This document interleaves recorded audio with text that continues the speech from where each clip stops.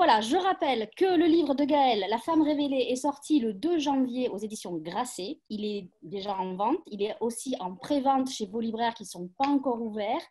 Vous trouverez toutes les informations sur les librairies qui font toutes les initiatives Drive, Quick and Collect sur je soutiens ma librairie.com. Je voudrais saluer les lecteurs de Saint-Étienne, les fidèles de la librairie de Paris de Valérie, et je vais laisser la main à Valérie. N'oubliez pas que vous pouvez poser des questions à Gaëlle par mon intermédiaire, par le chat où il y a marqué converser, et je poserai à la fin de la rencontre les questions à Gaëlle. Donc je vous souhaite une belle rencontre, mesdames, et n'hésitez pas si vous avez un souci, je ne suis jamais très loin.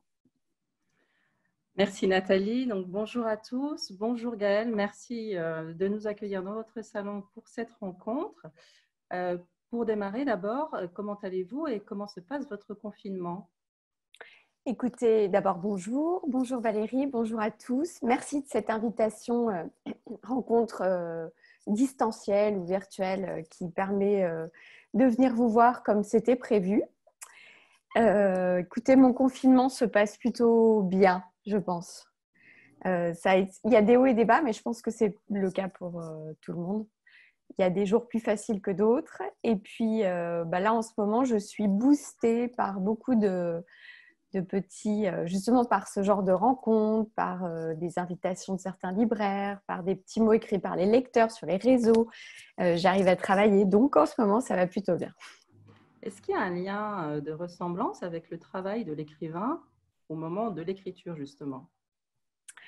Le confinement, alors Oui. un lien de ressemblance. Disons qu'il y a forcément une forme de confinement nécessaire à l'écriture, mais ce n'est pas tout à fait le même. C'est vraiment un confinement pour moi très différent par essence, parce que c'est un confinement choisi d'habitude. Donc on l'organise, donc il a son propre rythme et puis il est fait de liberté surtout. Oui. Celui-là, pas du tout. Celui-là est quand même très angoissant parce que c'est une épidémie et qu'on a tous des gens malades autour de nous. On connaît des gens malades, on s'inquiète pour les gens fragiles qu'on connaît et qu'on aime.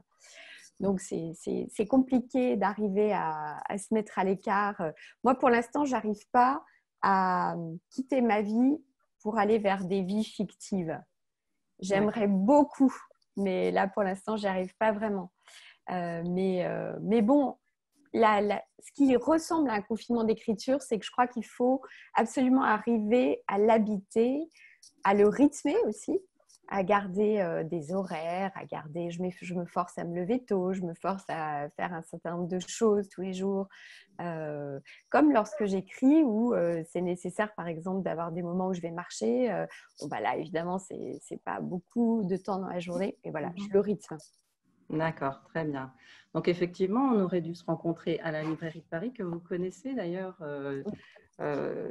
Et on va donc parler de La femme révélée, qui est votre troisième roman après La part des flammes et La légende d'un dormeur éveillé. Est-ce que vous pouvez nous parler de ce roman et de ce qui a présidé à son écriture? Quelle a été votre source d'inspiration? Alors, il y en a beaucoup. En fait, c'est une histoire à laquelle je pense depuis des années et des années. J'y pensais alors que je venais de terminer La part des flammes. Alors, j'ai terminé La part des flammes en 2012. Oui. Donc, depuis 2012, j'ai ce projet d'écrire sur une femme qui s'en va. Du jour au lendemain, qui quitte sa vie. Je ne savais pas très bien encore quelle forme ça prendrait. Pendant très longtemps, j'ai tourné autour de cette femme. Je n'arrivais pas à la saisir, peut-être parce qu'elle s'enfuit, justement. Et puis parce que dès le début, je voulais qu'elle laisse derrière elle un ou plusieurs enfants.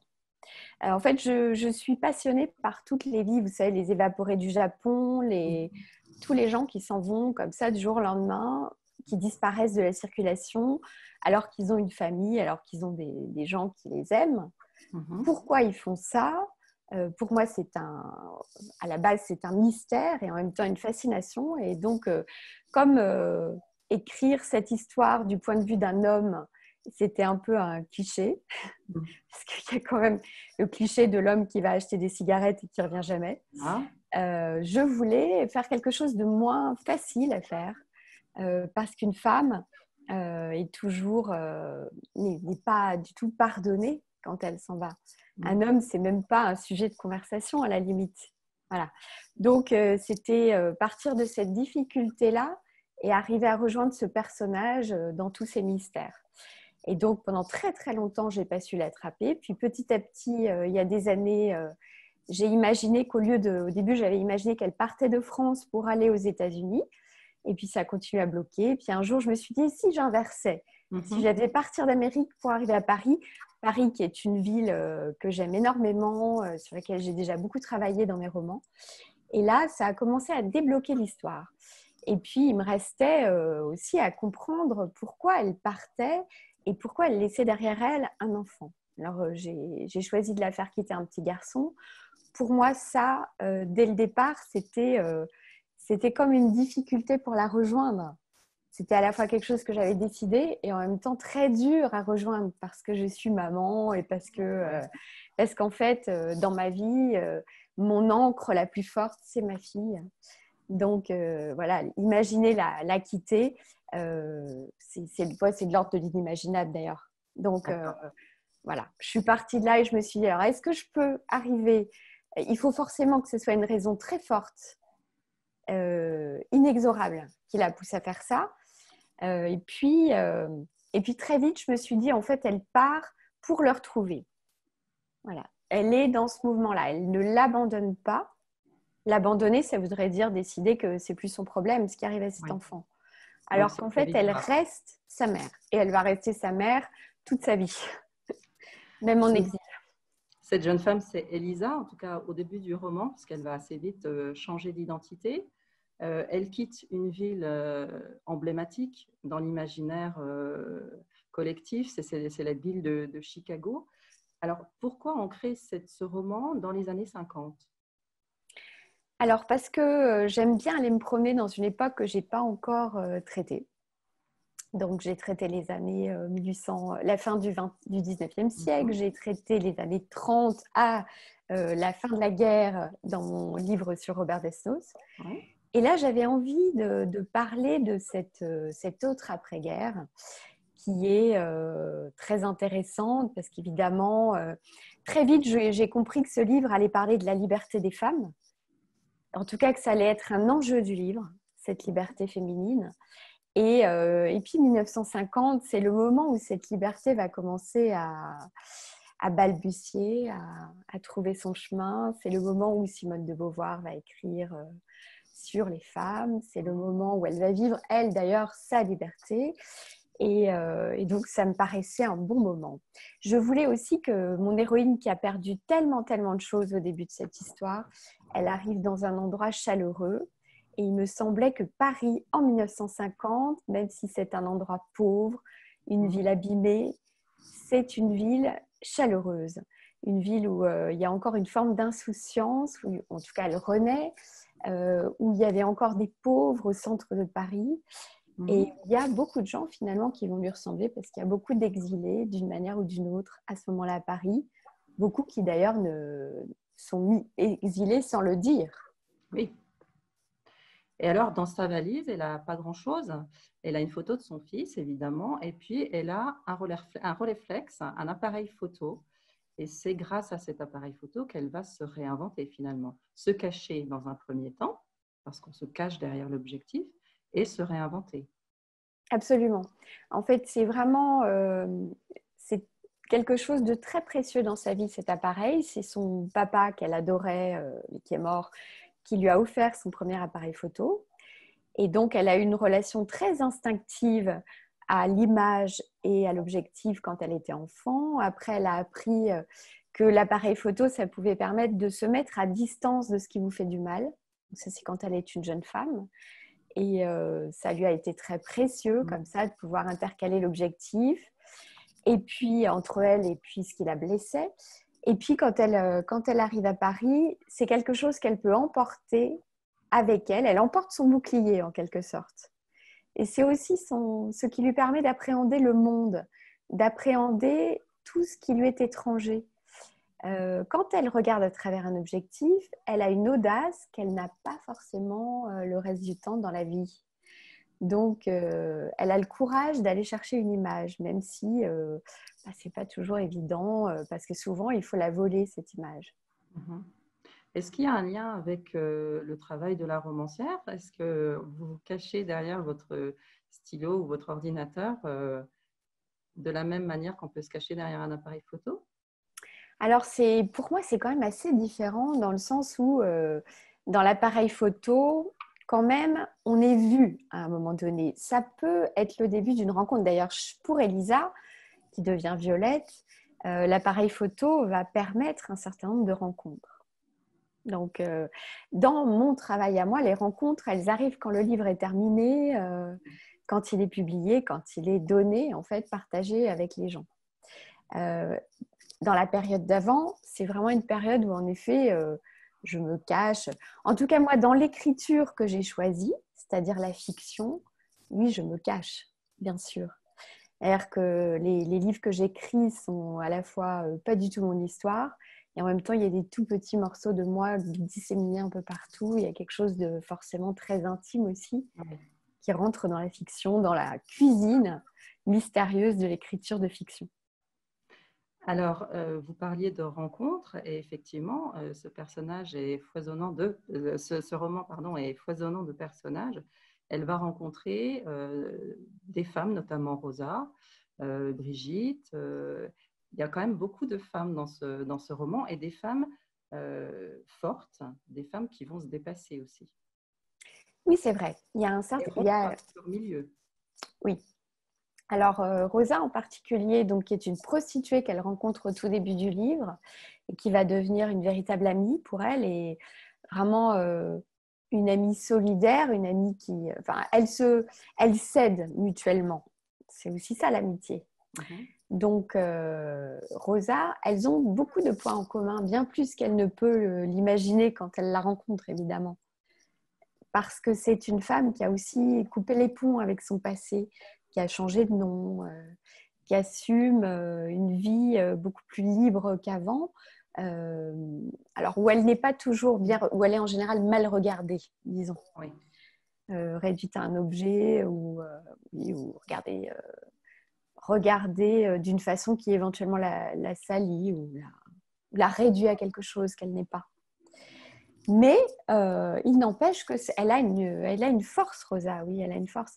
Elle a survécu à des choses très douloureuses aussi. Oui. Donc, elles vont se rencontrer sur ces bases.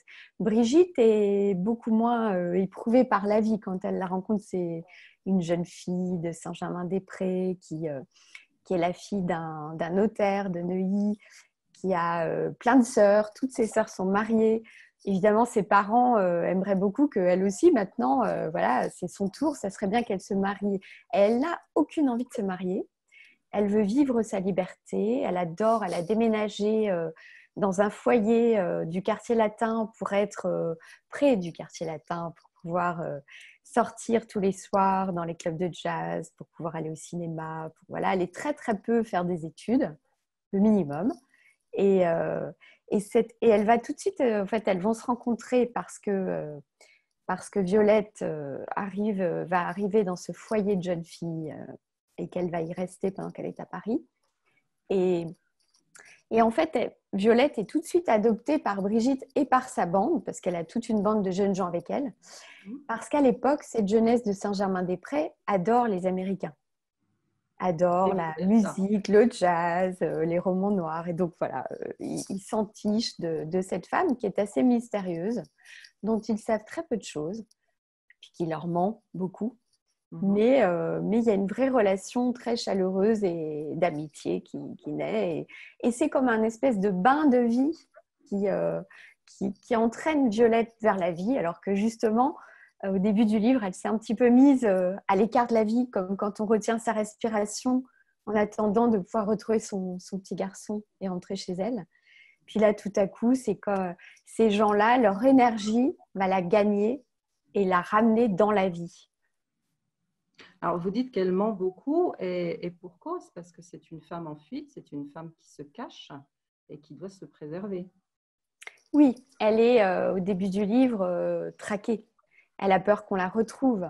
Elle a peur et donc elle se méfie d'à peu près tout le monde et elle ment. Mais du coup, comment on fait pour tisser des liens avec les autres qui sont quand même vitaux quand on ne peut pas leur dire quoi que ce soit de ce qu'on est, de ce qu'on a vécu, de son histoire.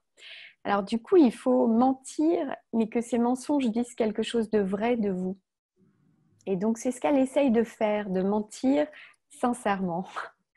Et, et en écrivant ça, bon, parce qu'elle en a besoin, hein, je me disais que c'est aussi ce que font les romanciers. Ils mentent sincèrement, le plus sincèrement possible. Alors, on parle beaucoup des femmes, mais il y a aussi quelques-uns qui traversent ce roman et il y a une très belle histoire d'amour également. Oui, il y a une histoire d'amour. Alors, évidemment, quand elle arrive à Paris, la dernière chose qu'elle s'imagine, c'est qu'elle va tomber amoureuse. Elle ne l'a pas du tout, c'est pas dans ses plans du tout. Au contraire, elle est complètement... D'abord, c'est une chose qu'elle ne connaît pas vraiment, la vraie histoire d'amour, quelque chose qui vous renverse, elle ne l'a jamais vécu. Ensuite, elle n'a pas du tout envie de le vivre, elle est dans quelque chose de survie. Et puis, elle est aussi dans elle a envie de se cacher. Si elle pouvait disparaître, ce serait parfait pour elle.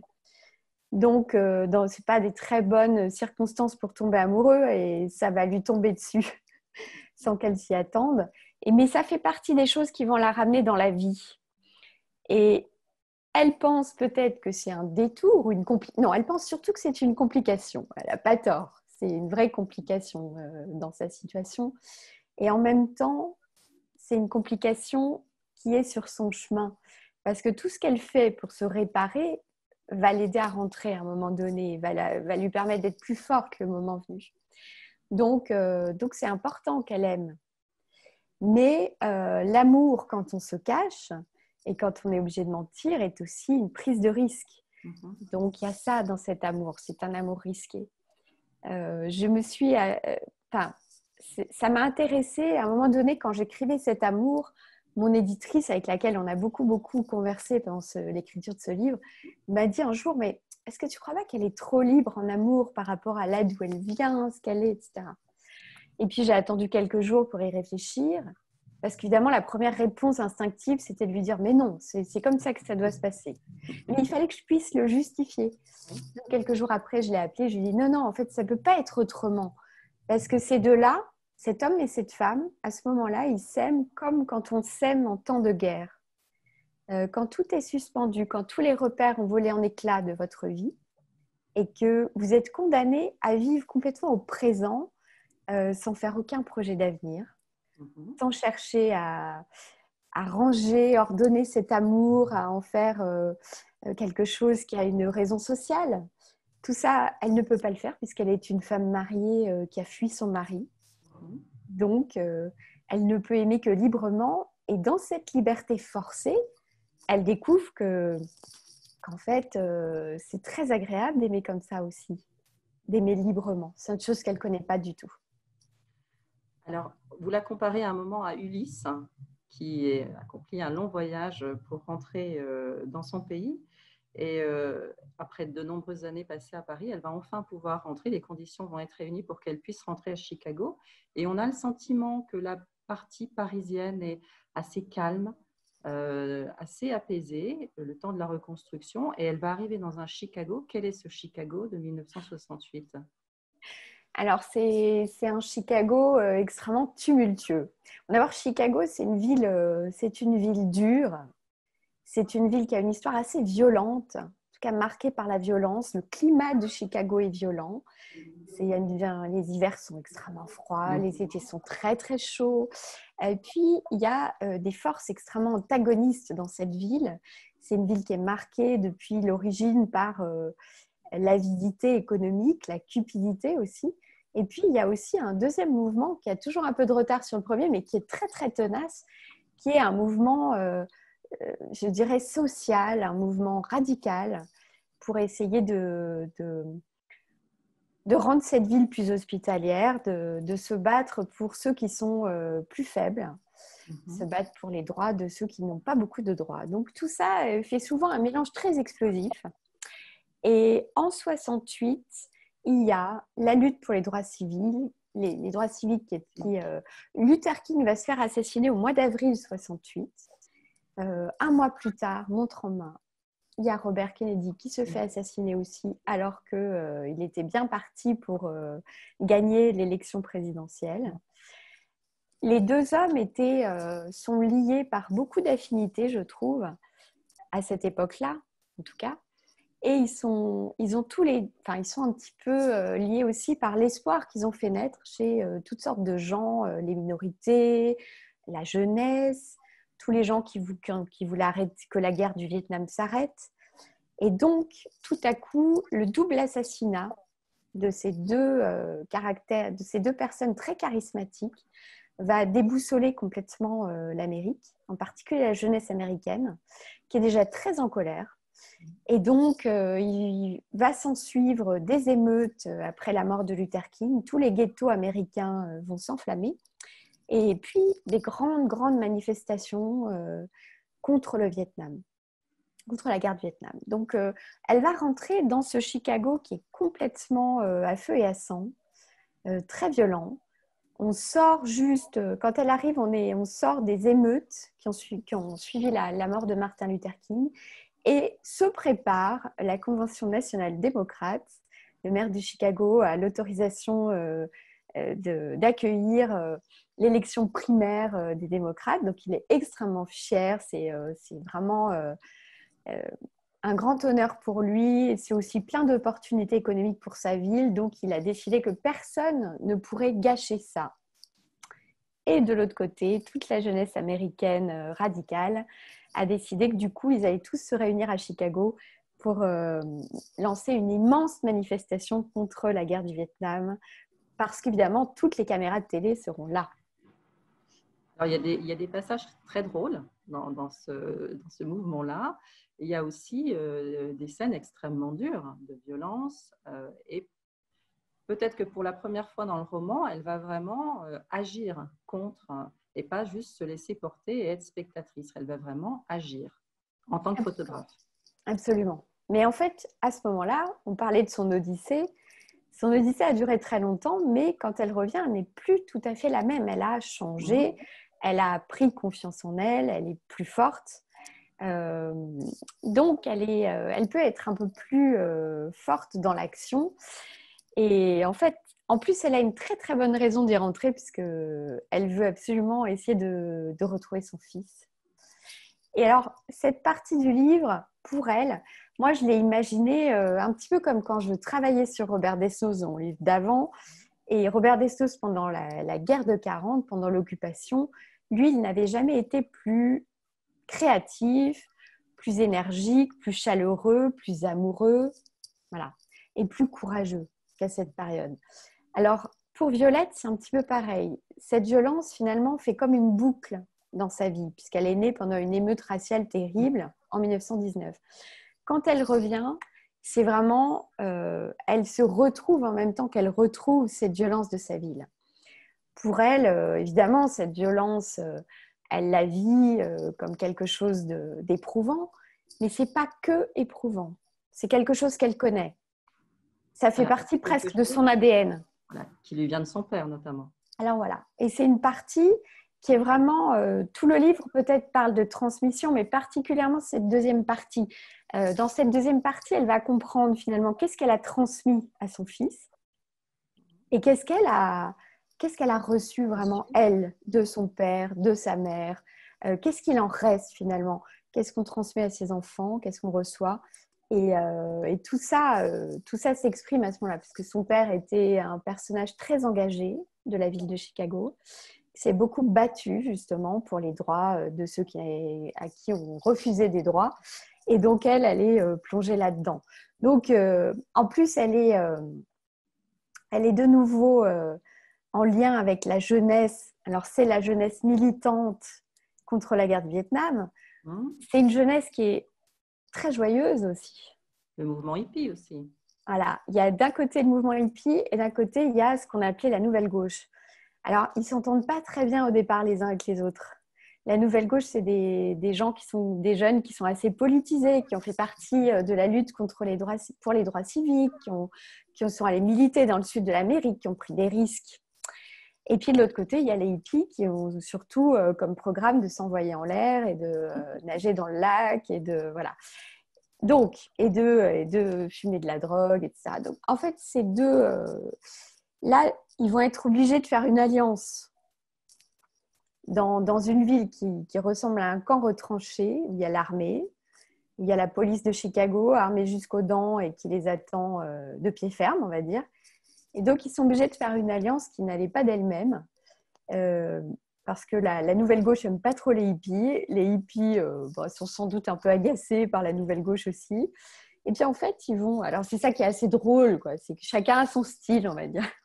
Voilà, mais en même temps, ils entrent de plein pied dans la politique, puisqu'il ne s'agit que de ça finalement. Et puis, ça va être beaucoup plus risqué que prévu pour eux, surtout. Oui. Ils vont être très malmenés. C'est assez terrible, ces images de ce qu'elles disent de la démocratie américaine à cette époque. Et on y voit aussi, vous parlez aussi beaucoup de la condition d'homme noir à Chicago à cette époque, et c'est aussi un phénomène qu'on connaît bien, mais qui est toujours aussi glaçant quand on le lit. Oui, c'est vrai. Alors, moi, j'ai mis longtemps, moi, j'ai mis un certain temps dans ma vie à découvrir qu'il y avait eu une forme de ségrégation aussi dans le nord des États-Unis. Parce qu'on connaît surtout la forme de ségrégation du Sud avec les lois de ségrégation, avec le Ku Klux Klan, etc., les lynchages. Et moi, pendant longtemps, j'avais l'impression que tous les Afro-Américains qui ont quitté le Sud, notamment pendant les 2 guerres mondiales, les 2 énormes vagues de migration des Afro-Américains du Sud vers les villes du Nord, ils avaient trouvé quand même une vie bien meilleure dans le Nord. Bon, alors, oui et non. Relativement. Voilà. Il y a d'autres formes de ségrégation à Chicago qui sont beaucoup plus sournoises parce qu'elles ne viennent pas de lois écrites, mais elles sont quand même là. Et je crois que c'est Nelson Algren qui dit qu'un noir arrivant à Chicago découvrait tout de suite cette forme de ségrégation sournoise. Quand il rentrait dans un bar où il n'avait pas le droit de rentrer, ou alors qu'il passait une rue, ou qu'il essayait d'aller dans une école qui était réservée aux Blancs. Encore une fois, pas de loi. Donc, il le découvre en général à ses dépens. Donc, il y a une dimension dans ce roman qui est la ségrégation immobilière, c'est-à-dire le fait que finalement tous les immigrés aux États-Unis, d'où qu'ils viennent, quand ils arrivaient de leur pays natal, ils arrivaient en général souvent très pauvres, ils arrivaient dans le centre des grandes villes où ils habitaient au départ dans une sorte de quartier pauvre où habitaient tous les nouveaux venus qui leur ressemblaient. Donc ils se mettaient avec d'autres Italiens, c'était italien, etc. Puis au fil du temps, ils apprenaient l'américain, ils oubliaient un peu leur pays, ils oubliaient un peu leurs coutumes, ils s'assimilaient et puis ils gagnaient de mieux en mieux leur vie. Et à mesure qu'ils gagnaient leur vie, ils s'embourgeoisaient et ils s'éloignaient du centre-ville dans un cercle pour aller vers les extérieurs de la ville. À cette époque, le must, c'était la banlieue. Ça, c'était quand vous avez vraiment bien réussi, vous alliez vivre en banlieue. Et puis, alors tout ça, c'est vrai pour tout le creuset, tout le melting pot américain, sauf les Noirs. Eux, même quand ils réussissaient, même quand ils arrivaient à devenir avocats ou à gagner très bien leur vie, médecins, etc., en fait, ils étaient obligés de rester dans le ghetto noir avec les Afro-Américains pauvres. Donc ça, c'est violent. Alors, est-ce qu'elle se révèle réellement, Elisa? Est-ce qu'elle va au bout? Ça, c'est une bonne question. Moi, je trouve qu'elle se révèle pas mal, quand même. Il me semble qu'à la fin du livre, quand même, elle est assez complète. Après, c'est peut-être se révéler à soi-même, en particulier quand on est une femme, c'est peut-être l'affaire d'une vie entière. Je sais pas. J'ai l'impression que c'est plus dur. Je dis une femme, hein, c'est pas que les hommes aussi peuvent se révéler, bien évidemment. Il me semble que les femmes, il y a quelque chose de particulier qui est qu'elles sont comme fabriquées avec plein de morceaux et que c'est pas facile de refaire le puzzle. Et donc, ou de l'harmoniser, ce puzzle, de faire qu'il tienne ensemble. Il me semble qu'il y a souvent des pièces qui prennent le pas sur d'autres. Et donc c'est pas si facile. Moi, je trouve, par exemple, la liberté pour une femme, c'est très dur de l'acquérir. Parfois, on n'y arrive pas du tout dans sa vie. Moi, j'ai mis très, très, très, très longtemps, il me semble, à trouver de la liberté. Et j'en ai payé le prix. Et je continue à le payer. Ça entraîne des sacrifices d'autres morceaux. Mais j'ai pas envie pour autant de renoncer à ma liberté, parce que la liberté, c'est cher payé, mais ne pas avoir de liberté, c'est aussi très cher payé. Donc, voilà. Et donc, c'est l'affaire d'une vie d'arriver à harmoniser en soi la femme, la mère, les projets de travail qu'on peut avoir, se réaliser dans le monde, tenir sa place, être ce qu'on a envie d'être, réaliser quelques rêves, on ne peut pas tous les réaliser. Et puis, tout ça, ce n'est pas facile à faire en même temps.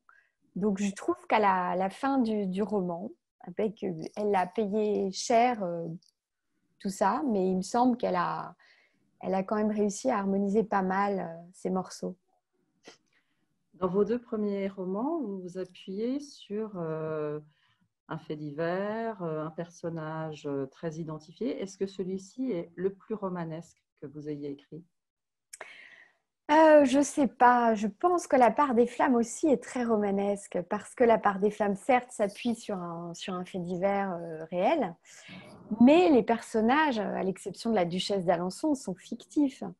Tous les personnages sont fictifs, et un peu comme pour Elisa dans celui-ci, j'ai eu le sentiment vraiment de les suivre, de les accompagner, et puis de nourrir au fur et à mesure l'histoire avec des recherches, mais en fait en fonction de leurs besoins, en fonction de là où m'a amené l'histoire. Donc, en termes d'écriture, moi j'aurais tendance à rapprocher ces deux-là.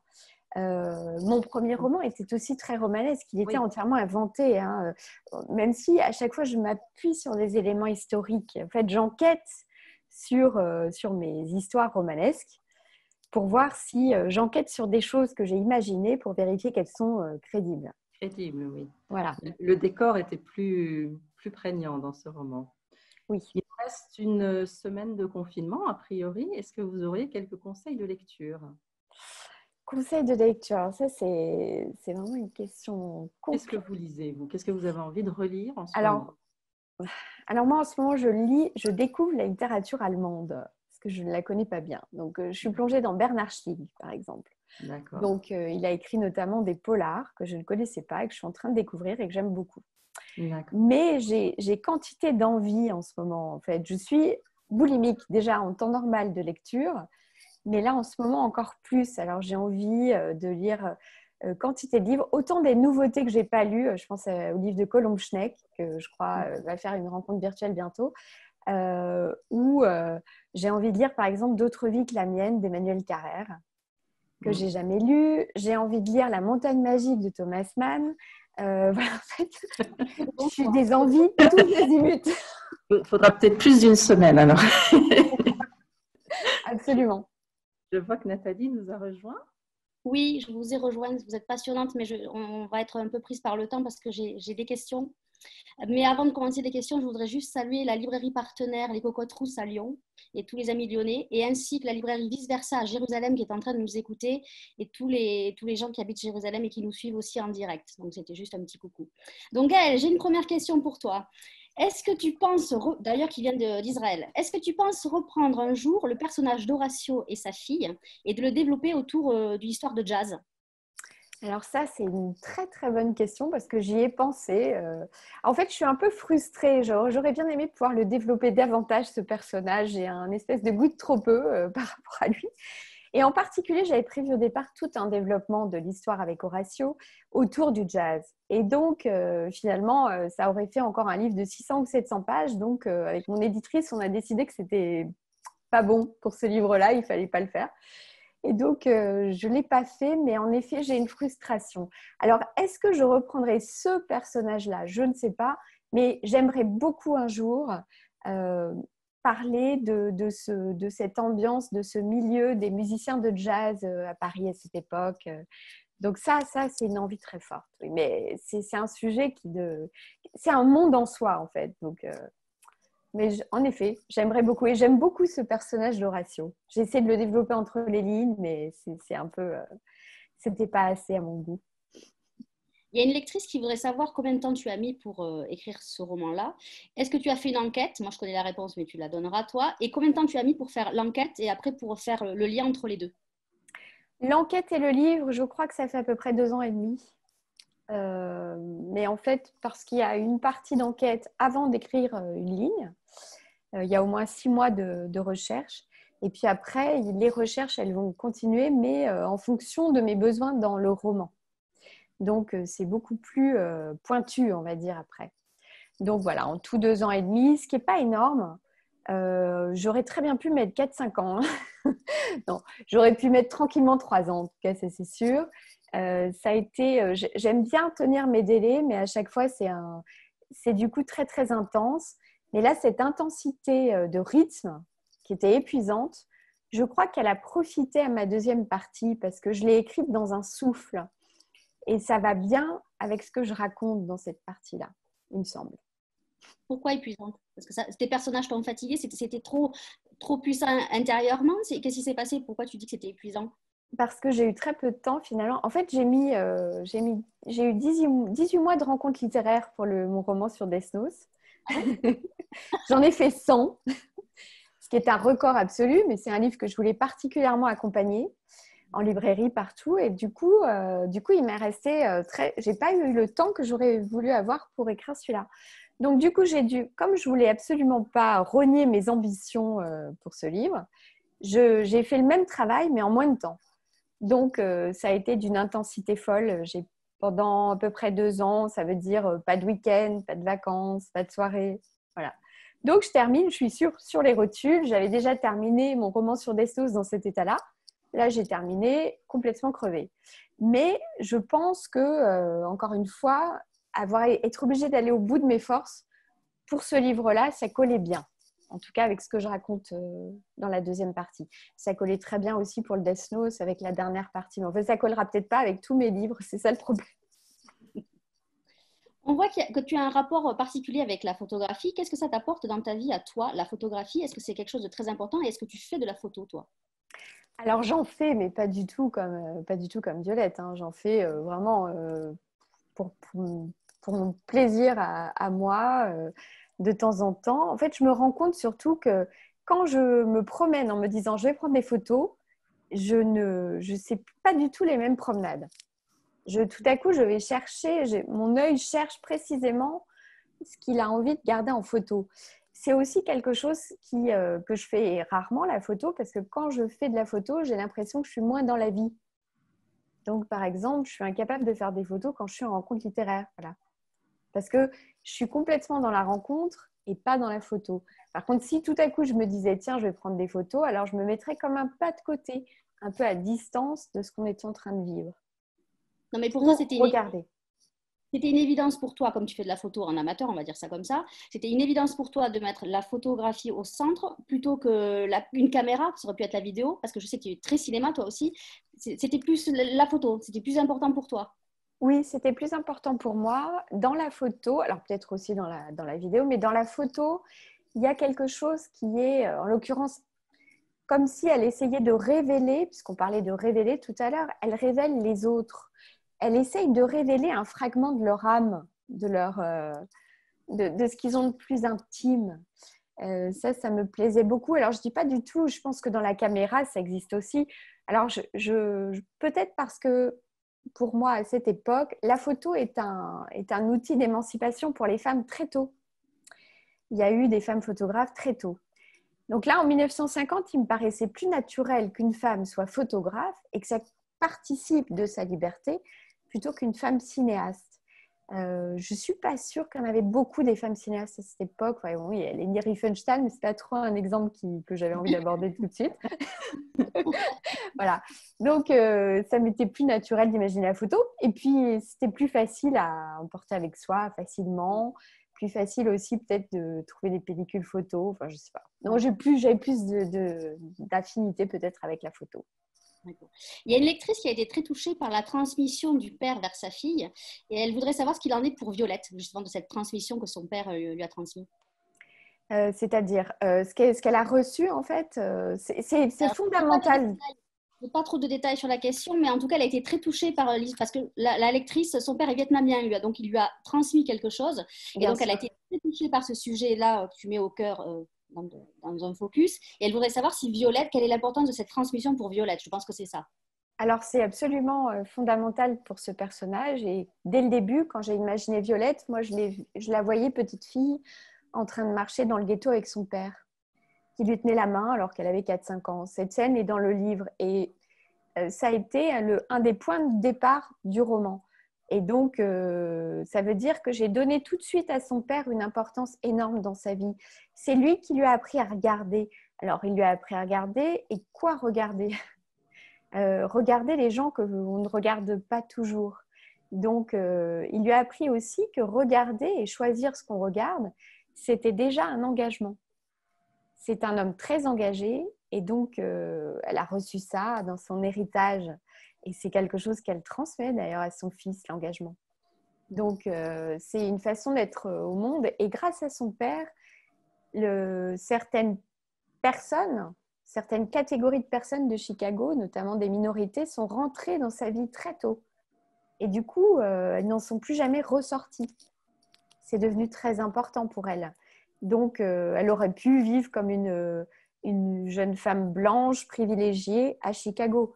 Elle aurait pu passer sa vie entière avec ses œillères. Et puis non, son père lui a tout de suite fait tomber ses œillères. Et du coup, à partir de là, ça a changé complètement son destin. Elle n'aurait pas du tout eu la même vie sans ce papa-là. Et quelqu'un vient juste de poser une question. Est-ce que tu as pensé à Viviane Maier pour qui s'est révélée par ses photos en écrivant ton livre? Oui, j'ai pensé à Viviane Maier.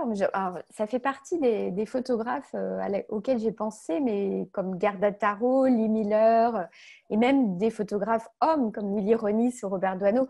En fait, j'ai pensé à Maier dans les gens qu'elle choisissait de regarder, comme Dorothée Allen. Je regardais aussi plutôt les gens, les déshérités, les démunis, en fait, les gens qui n'ont pas beaucoup de chance sur cette terre. Maier est un personnage intéressant et très mystérieux. À un moment donné, je me suis demandé si je ne pouvais pas l'investir, en faire un personnage de roman. Et puis finalement, j'ai renoncé parce que c'est un personnage qui est tellement seul que j'avais du mal. Moi, j'ai besoin de créer des personnages, en tout cas quand c'est le héros ou l'héroïne. J'écris toujours un peu une histoire d'une personne qui se répare grâce aux autres aussi. Donc, il y avait Alors cette moi, dimension. j'ai une petite question de chevalier. Je te l'ai réservée. Page 247, tu as écrit « Tu peux te perdre jusqu'à oublier ton don, tu te retrouveras toujours ». Vous croyez qu'on se retrouve toujours? Est-ce que tu crois qu'on se retrouve toujours quand on se perd? Alors, je ne suis pas sûre. Moi, je pense en tout cas que dans l'art, quand on se perd, on se retrouve toujours. Parce que se perdre, quand on fait quelque chose d'artistique, se perdre, c'est en quelque sorte décider que la boussole, notre boussole, ça va être l'inconscient. Et il n'y a pas de meilleure boussole. Avec cette boussole-là, on a l'impression qu'on se perd, mais en fait, lui, il sait très bien où on va. Et on retombe toujours sur ses pattes. En fait, moi, c'est l'expérience que je fais à chaque roman. Partir au hasard aussi, en grande partie. Partir suivre les intuitions, les hasards. Et je retombe toujours sur mes pattes. Dans la vie, c'est plus difficile de ne pas se perdre complètement. Je pense qu'on peut complètement se perdre et ne jamais se retrouver dans la vie. Alors peut-être que pour ne pas se perdre, il faut arriver à d'abord rester au cœur de la vie. Et ça, c'est pas toujours possible. Et ensuite, il faut peut-être essayer d'être fidèle à celui qu'on est, celui ou celle qu'on est. Mais ça, c'est pas facile non plus. Alors, j'ai une dernière question. As-tu choisi l'époque de ton prochain roman? Alors, le prochain, si jamais il ne change pas, je mets beaucoup de bémols parce que je trouve que là, on ne sait pas très bien. Je ne sais pas très bien comment la période qu'on vit en ce moment va affecter mon écriture, va affecter ce projet ou pas. Mais si je garde le projet tel qu'il est, il va se passer de nos jours. Donc, ça n'arrive pas tous les jours, hein, ça, chez moi. Donc là, je vais dans l'inconnu. D'accord. Avec Frédéric, surtout Frédéric a une petite surprise pour toi, donc je vais juste lui activer son son. Elle a une petite surprise pour toi. Génial. Alors, moi, j'aimerais effectivement, Gaëlle, te faire une petite surprise.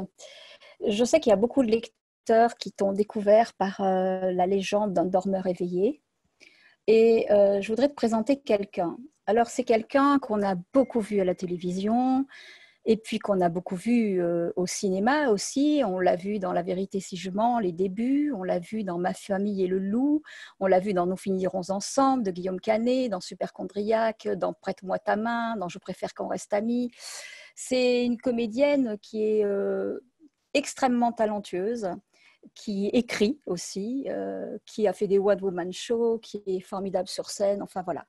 Et elle va te lire un passage de Légende de dormeur éveillé. Voici Tatiana Goussef.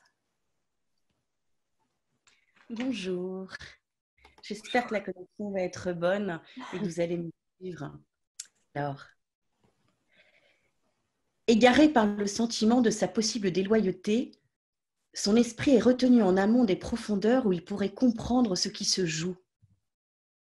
Et tandis qu'Yvonne entonne Part, une de ses chansons les plus célèbres, il lui semble l'entendre pour la première fois. Comme si le pouvoir lui était donné d'échapper enfin à ce carcan d'amour sans retour. Tu n'es pas la passante, mais celle qui demeure. La notion d'éternité est liée à mon amour pour toi. Yvonne suspend la salle à son souffle et commande aux émotions des spectateurs avec la ferveur d'une dompteuse aux bras griffés. Inondée de lumière, sa carnation est bleue à force d'être pâle et ses prunelles de noyer réveillent le désespoir de ces amants dont on oublie le nom et la peau, qu'on croise dans la rue sans les reconnaître, et ce déchirement de n'être rien pour celui qui a essuyé vos larmes avec dévotion un matin dans une chambre d'hôtel dont le sommier grinçait. C'est d'abord de cette voix que Robert est tombé amoureux. Yvonne va mourir. Le parfum de sa chevelure se dissoudre avec les fleurs de cerisier emportées par le vent. Le toucher de sa main être effacé par d'autres mains, mais sa voix, échappée d'un gramophone, continuera de déverser en lui une tristesse insondable. Quand le concert se termine, il attend la fin des rappels, l'orage des applaudissements, la pluie de bouquets et de larmes. Il est le premier à accueillir Yvonne en coulisses. Elle le laisse embrasser ses cheveux lustrés de sueur avant de s'échapper vers d'autres bras. Alors il s'efface et remonte le fleuve des spectateurs à la recherche de Yuki. Soudain, il redoute qu'elle ne soit partie sans l'attendre, vexé par l'accueil glacial de la chanteuse. Il détaille les visages avec nervosité et l'aperçoit de dos, conversant avec un type élégant que cette bonne fortune égaye. Robert ignore le poseur satisfait et enlace Yuki qui sursaute légèrement. « Enfin, je te retrouve. As-tu aimé le concert ?» Elle est impressionnante, ton Yvonne. J'ai trouvé qu'elle chantait encore mieux que la dernière fois au bœuf. Elle tremble comme une feuille. On a peur qu'elle vacille, et puis non, elle tient jusqu'au bout. On dirait que sa voix la porte. Elle ajoute à destination de son prétendant. « Vous connaissez Robert Desnos ?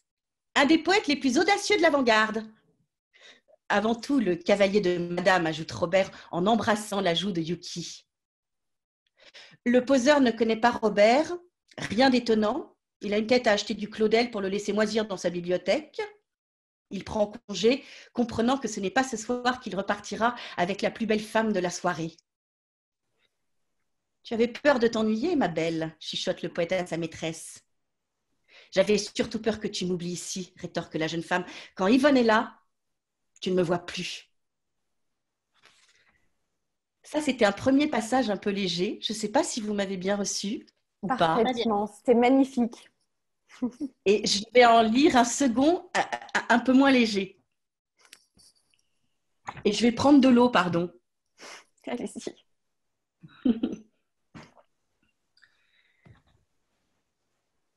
Après les avoir quittés, Robert remonte les quais vers l'île de la Cité.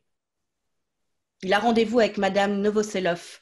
Un soleil froid se mire sur la Seine et les branches nues des peupliers se tendent vers la promesse des fleurs. Ralentissant le pas pour observer un enfant accroupi qui jette des épluchures au cygne, il remarque la voiture noire qui s'est arrêtée à distance.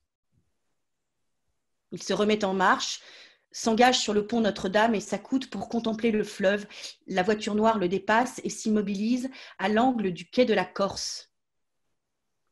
Il rebrousse chemin et presse le pas vers le quartier Saint-Méry, s'enfonce dans le lacis des ruelles noires. Il repousse sa visite à Madame Novoselov. Les jours suivants, le sentiment d'être suivi se précise. C'est une silhouette qui lui emboîte le pas sur la place de la Concorde. Un homme qui prend des notes à 2 tables de lui au restaurant, le regard insistant d'un fêtard qui s'enivre au bar, le rideau qui ondule à la fenêtre de l'immeuble d'en face au moment où il quitte l'appartement. Ses sens s'aiguisent, il relève des détails infimes et brutalement une panique le saisit, il annule ses rendez-vous et se cloître chez lui, incapable de penser à autre chose qu'à cette menace qui se rapproche. Tu sais, Robert, le rassure André Verdet, quand il s'en ouvre à lui, on devient tous paranoïaques à un moment donné. J'ai cru qu'on me suivait pendant 3 semaines, puis je me suis dit que je n'en aurais jamais la certitude. Rien ne distingue une filature imaginaire d'une vraie, mais si tu commences à paniquer, autant te mettre au vert, parce que tu cesseras de nous être utile. Tu peux même devenir dangereux pour les autres. Prends le temps d'y réfléchir. Ce que tu as fait, c'est déjà énorme. Personne ne t'en voudra de te mettre à l'abri. Robert pèse le risque d'une retraite, celui d'exposer Yuki et Titi. Il demande à Titi d'expurger sa bibliothèque de tous les documents compromettants et cette précaution le rassénère. Il ne peut se résoudre à fuir. Il aurait le sentiment de se dérober à son destin, de fausser les cartes. Il sent qu'il est juste de continuer, d'aller au bout de ce chemin qui ne sinue qu'en apparence d'en accepter l'amertume et les miracles. Si l'horizon paraît fermé, ce n'est qu'une illusion, une paresse de l'esprit. Il ne s'arrête pas aux mains d'un tortionnaire, aux portes d'une prison. La vie est tumultueuse et imprévisible. La seule faiblesse inexcusable serait de se trahir. Ce que j'écris ici ou ailleurs n'intéressera sans doute l'avenir que quelques curieux espacés au long des années. Tous les 25 ou 30 ans, on exhumera dans des publications confidentielles mon nom et quelques extraits, toujours les mêmes. Les poèmes pour enfants auront survécu un peu plus longtemps que le reste. Bravo. Merci, merci. C'est un cadeau absolu de vous écouter lire comme ça. Qu'est-ce que vous les avez bien lus? Ça m'a émue, comme si ce n'était pas moi qui avais écrit le texte. Donc, Merci beaucoup. C'est vraiment très, très agréable de lire une écriture comme la vôtre aussi. C'est très... je remercie Frédéric de m'avoir invité à lire votre texte parce que vraiment, je trouve que c'est hyper touchant. Et enfin, voilà. Merci beaucoup à vous aussi. Merci à vous, vraiment. Immense merci. Merci Tatiana, merci beaucoup. Merci Frédéric pour la surprise. Avec plaisir, avec plaisir. C'est toujours extraordinaire d'entendre un comédien qui s'empare du texte et puis en fait quelque chose que l'on ne mesure pas quand on est en train de l'écrire. Absolument. C'était un énorme cadeau, immense cadeau.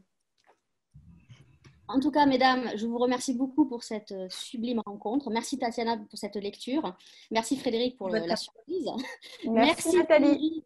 Je rappelle que le livre de Gaëlle est en vente aussi sur le site marchand de la librairie de Paris à Saint-Étienne, qui est la librairie de Valérie que vous avez entendu tout à l'heure. Je vous rappelle aussi que vous pouvez trouver toutes les informations sur les librairies qui font plein d'initiatives, les drives, les click and collect, sur le site je soutiens ma librairie.com. Je voudrais juste faire un petit coucou à la personne qui nous écoute de Beyrouth, qui nous fait un petit coucou, donc qui transmet à Gaëlle un coucou d'ailleurs. Je vous rappelle que demain à 17h30, on reprend les mêmes, pas les mêmes, pas tout à fait les mêmes, on en reprend certains et on sera là avec Marc Shepson pour son livre Et je veux le monde, édité chez JC Lattès. Valérie, je vais vous donner le mot de la fin. Et puis, alors après, par contre, je suis désolée, je n'ai pas trouvé encore. Alors, on va se retrouver dans une petite boîte noire. Ça va être un petit peu violent après tout ce qu'on vient de vivre. Mais je n'ai pas encore trouvé de solution. Donc, merci Gaëlle à toi. C'était très agréable de t'avoir dans ton salon et dans le nôtre. Merci Tatiana pour cette belle lecture. Et Valérie, je vous laisse le mot de la fin. Merci Nathalie. Alors merci à toutes. C'était une très très belle rencontre et c'était surtout très agréable de renouer avec la littérature après plusieurs semaines de confinement. Donc effectivement, le livre est tout à fait disponible à la librairie qui sera ouverte à partir du lundi 11 à 9h et on sera ravis d'accueillir nos clients dans des conditions sanitaires optimum. Voilà. Merci infiniment Gaëlle et puis bravo pour ce magnifique roman. Merci Valérie et merci à tous les gens qui sont là cet après-midi, qui sont venus nous écouter. C'était vraiment c'était génial de passer ce moment avec vous. Ça m'a fait un bien fou. Merci encore Tatiana pour la belle lecture.